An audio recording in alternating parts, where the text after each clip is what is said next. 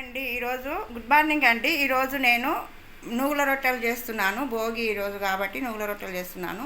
ఈ నూగులు బాగా కడిగి దీంట్లో రాళ్ళు అన్నీ తీసేసి గాలిచ్చి ఇట్లా చేసుకున్నాము. ఈ నూగులు ఈ పిండిలో జొన్న పిండిలో వేయాలి.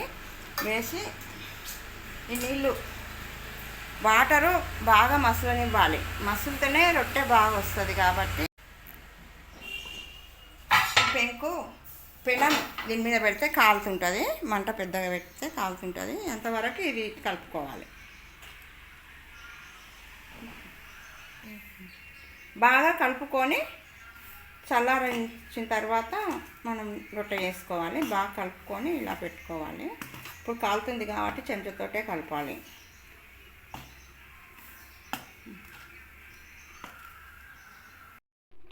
పిండి ఇలా కలుపుకోవాలి. బాగా కలుపుకుంటేనే రొట్టె జిగురుగా మంచిగా వస్తుంది. ఇలా బాగా పిసుకోవాలి. బాగా పిండిని ఇది తడి అద్దుకుంటూ బాగా ఇట్లా మెత్తగా తీసుకొని ఇట్లా వరిపిండిని తీసుకొని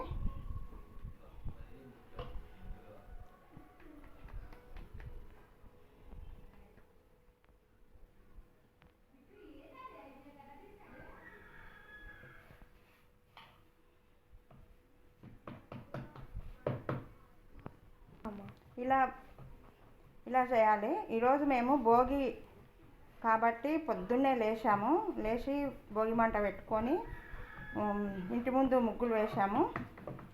రొట్టెలు చేయాలని తొందరగా చేస్తున్నాము. ఆకలి అవుతుంది అంటుర్రు మా పిల్లలు.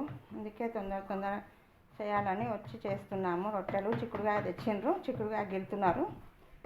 రొట్టె అయితే చేస్తున్నా. ఇప్పుడే చెప్పక అయినాక ఇలా గట్టిగా కొట్టుకోవాలి. పెద్దగా అయ్యేటట్టు వెడల్పు అవుతుంది ఇది. ఇలా బాగా ఇట్లా జరుపుకుంటూ పెద్దగా చేసుకోవాలి. ఇట్లా పెట్టుకోవాలి. పెట్టు.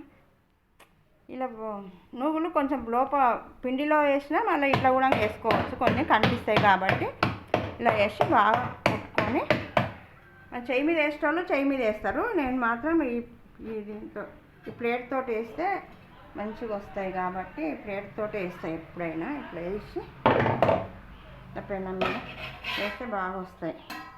తినిపోకుండా ఉంటాయి. ఇది కాలిన తర్వాత నీళ్ళు చల్లుకోవాలి.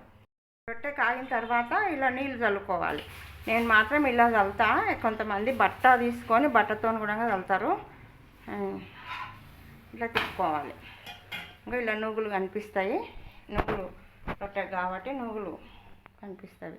బాగా కాల్చుకోవాలి.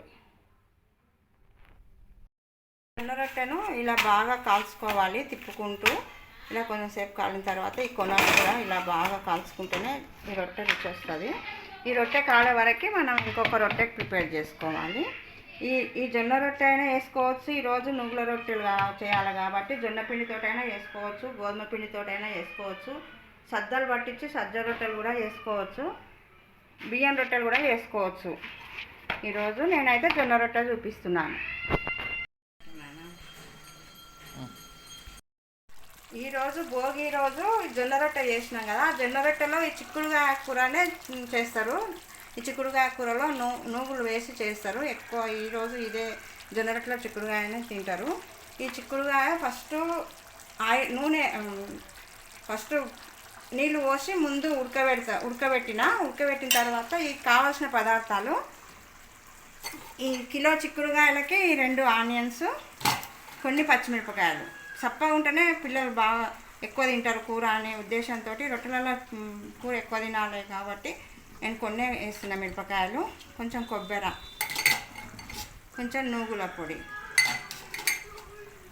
కొంచెం కరివేపాకు పొడి, పసుపు 1 టీ స్పూను, ఉప్పు కావాల్సినంత సరిపడినంత, ధనియాల పొడి, జీలకర్ర మెంతుల పొడి.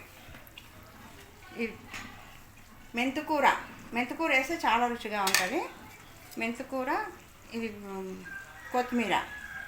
నేను ఈ ఉల్లిగడ్డ వేసి చిక్కుడుగా చేసిన. దీంట్లో ఈ నువ్వుల పొడి వేస్తున్నా. నువ్వుల పొడి, కొంచెం కరివేపాకు పొడి, కొంచెం జీలకర్ర మెంతుల పొడి, కొంచెం ధనియాల పొడి, ఈ కొత్తిమీర,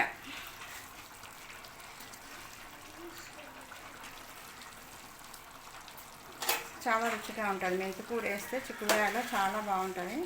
అందుకోసం నేను ఎప్పుడు చేసినా ఏవైనా గోకరకాయనా ఏమైనా చేసినప్పుడు మెంతికూర కొంచెమే ఎక్కువ వేస్తే మళ్ళీ ట్రై చేయాలి కాబట్టి కొంచెం తక్కువనే వేస్తాం.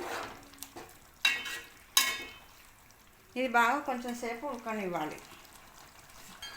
ఇలా కొంచెం సేపు ఉడకనివ్వాలి. ఇవన్నీ ఆకుకూరలు వేసినాం కాబట్టి కొంచెం సేపు ఉడకనిచ్చుకొని దించుకోవాలి. కొంచెంసేపు మగ్గనివ్వాలి. బౌల్లో తీసుకోవాలి. నువ్వుల రొట్టెలు రెడీ. ఇలా చాలా బాగున్నాయి నువ్వుల రొట్టెలు.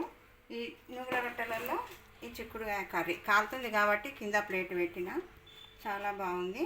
ఈ అరిసెలు కూడా చేసినాము, కొన్ని చూపిస్తున్నా. ఈరోజు మా వంట ఇది భోగి రోజు.